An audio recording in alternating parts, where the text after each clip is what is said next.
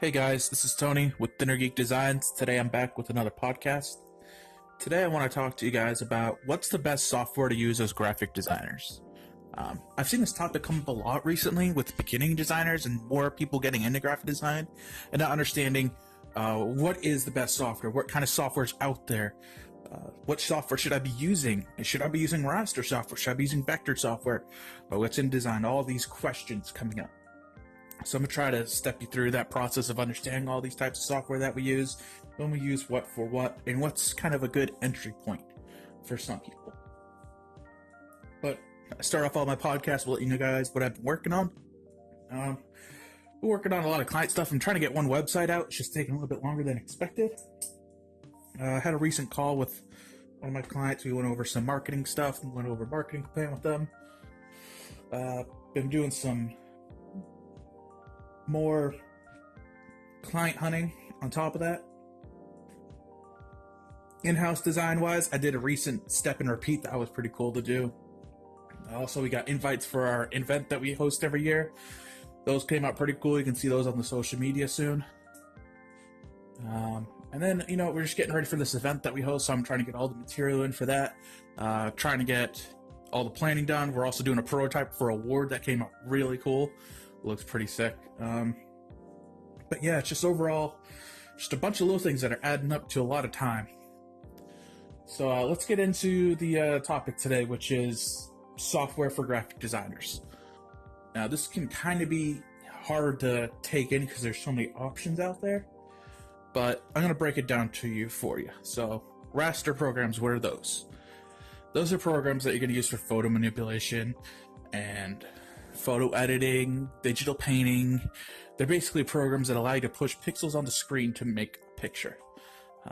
You're not going to use them really for print quality because to get a high quality print, you have to get 300 DPI. Some people's computer can't run that.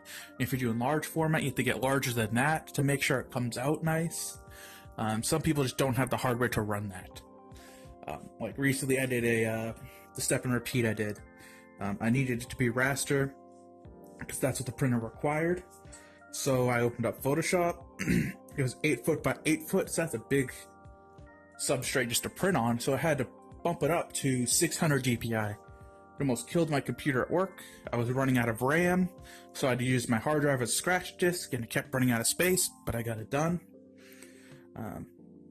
So what types of programs are they? These are your Photoshop, your GIMP, your Affinity Photo, these types of programs. If you're getting started and you want to know kind of where you stand, if you got what it takes, if you think you might want to just be a photo manipulator, GIMP is pretty good for you. And Affinity Photo, that's a $50 program. Adobe Photoshop, you can get it for $20 a month or $50 a month if you bump up to the full Creative Cloud. So they're all relatively cheap if you're just doing raster. There are plenty of other painting programs. There's a plethora of them. Sketchbook. There's one on the iPad. There's a bunch of them. There's so many. There's plenty of competitors to Photoshop for you to pick out and try them. See if they're good. See if they're not your cup of tea. See if they're what you're looking for. Now, vector programs. Vector programs are used by a lot of designers, especially logo designers. I use it almost every day. They're good programs to use when you need clean lines, no matter how big it scales. So if you scale up a raster graphic and it gets too big, it'll then start to show pixels if you don't account for when you start making it. If you scale it up afterwards, you will start seeing pixelation. It's just how raster works. It's just how it's going to happen. So expect it. But with vectors, it runs a mathematical equation that doesn't have to worry about that. It's the best way to explain what happens with the vector program without getting into the nitty-gritty. Vector programs, what are they? There you got your Adobe Illustrator. You can get that for $20 a month. That's only going to be used for Creative Cloud. You can get Affinity Draw, or Affinity Designer, that's $50 a month. And your Corel Draw, which is like $100 to $400 flat out. These are all good programs to use. I use Adobe Illustrator just because I'm in the Adobe Creative Suite. Corel Draw I've never really used, but I've heard people have good experience with it. It does what it needs them to do. Affinity Designer I've been keeping my eye on, and it looks like a really good competitor to Adobe Illustrator. $50 a month, it's a compelling program. And then we got, if you're doing web design, that's a whole plethora. You could do Dreamweaver if you feel comfortable coding. WordPress if you feel like using a PHP platform, or it's escaping my head. I can't remember right now. But there's Wix, there's Squarespace. There's a bunch of platforms for you to web design on. So becoming a web designer isn't that hard anymore. You don't have to know just code. But I will admit, if you want to become a web designer, you should still learn code. Code will save your life. It'll make sure when something goes wrong, you don't need to say to your client, I can't figure out what's going wrong. I just bricked your website. So learn code, even if you just know basic HTML. I know enough HTML and CSS to code a 5-page website, and that enough knowledge has helped me with WordPress and learn PHP. PHP and HTML are different in vast ways, but the language understanding is very similar. If you can understand the language and break down the language and figure out how it works, then you're good to go. Publishing programs. These are programs that use for intense layout. So you don't want to really lay out a brochure in Illustrator or Photoshop. Can it be done? Yes, it can. But it's better to use a program like Adobe InDesign. I use it all the time. It's probably one of my favorite programs to use still to date. I love layout design. It is so easy to use. And there's so much more flexibility. You can create your own grid. You could get your text just right, include all your vectors that you need, and not have to worry about, well, is this going to print right? Where are my margins? Where are my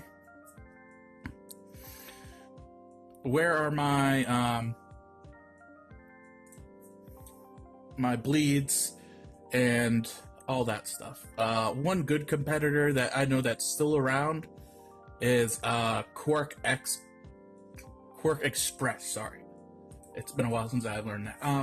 Quark Express and Adobe InDesign are very similar across the board. They are so close that you could almost just hop into one and know what you're doing, hop into the other and learn what you're doing. Some of the menus might be in different spots, some of the tools might be different spots, but they're pretty close in comparison. And then we go to if you're going to become a motion graphics. This is a big bag to unload.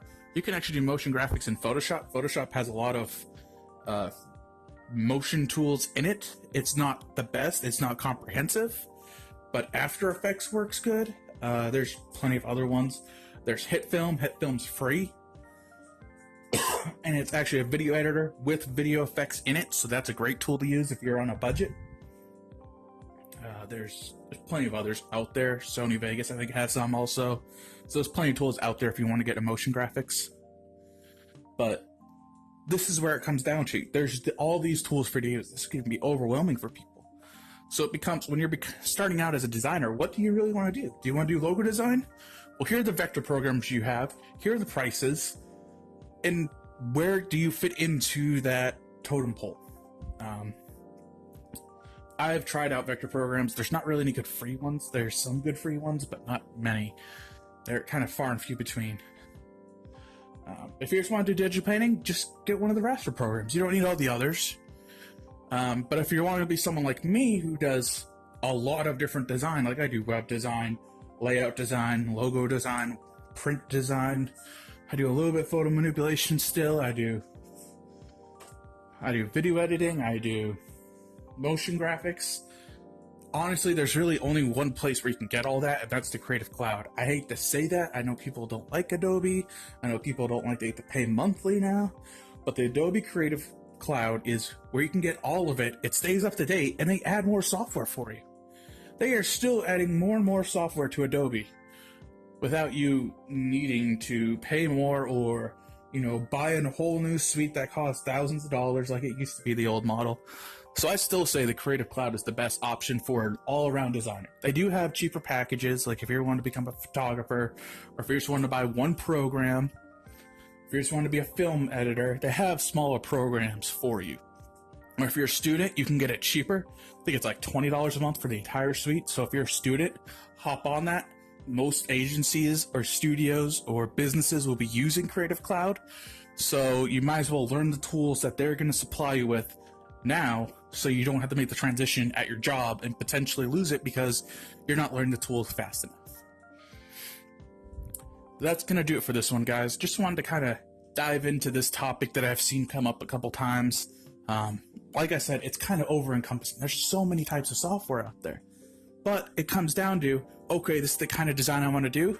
These are my choices. If you haven't figured out what kind of design you want to do, I would say jump into one of the roster programs. They're kind of the easiest out of all of them to learn. They all kind of have the same flow of how the workflow works. They all kind of work similar. And start there. Kind of, learn some different techniques. Learn some logo design in there, even though do not do any client work in a raster program for a logo design. I will smack you. That is stupid. You will make your client have a crappy product at the end of the day. But that's going to do it for this one, guys. Question of the day. What programs are you guys using? What kind of software are you using for your design work? I'd love to hear that. And I'll see you guys in the next one. Bye. The podcast you just heard was published with Anchor. Got something you want to say to the creator of this show? Send them a voice message using the Anchor app, free for iOS and Android.